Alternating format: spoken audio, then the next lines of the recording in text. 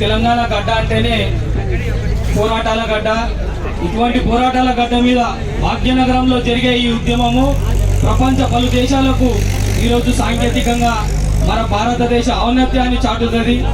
ఈరోజు భారతదేశం యొక్క గొప్పదనాన్ని ప్రపంచ దేశాలన్నిటికీ తెలుసు.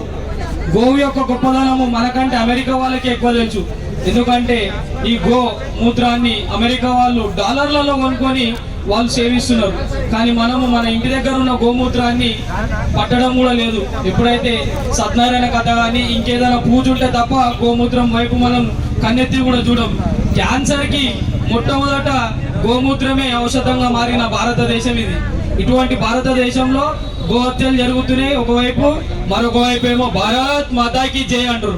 ఒకవైపు మన మాతలు వేలాది లక్షలాదిగా భారతదేశంలో శిరస్సు వస్తున్నప్పుడు మనము శిరస్సు కింద దించుకొని తిరుగుతున్నాం. ఈరోజు గోమాత యొక్క శిరస్సు కాపాడాలంటే యువకులందరూ ఏకతాటిపైకి రావాలి. భారతదేశంలో యువకులందరూ కూడా సోషల్ మీడియా ద్వారా ఈ ప్రోగ్రాంని చూస్తున్న వారందరూ కూడా చైతన్యవంతమై ఈ యొక్క కార్యక్రమాన్ని ముంగట తీసుకుపోయిన రోజే మనము మన యొక్క మాతృమూర్తి యొక్క గొప్పదనాన్ని ప్రపంచ దేశాలకు తెలియజేస్తాం.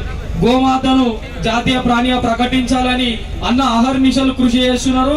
ఈ అన్నయ్యమ్మటి ఏ కార్యక్రమము ఏ రాత్రి అయినా ఎక్కడికైనా రావడానికి చైతన్య యూత్ అసోసియేషన్ ముందుంటుందని అన్నగారికి ప్రమాణం చేస్తున్నాము.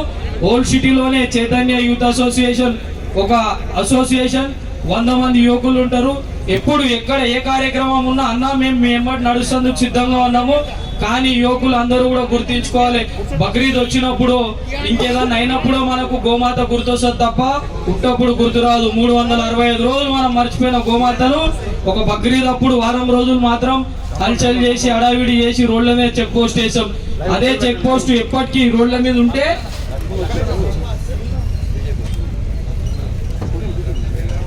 డాక్టర్ లక్ష్మణ్ గారు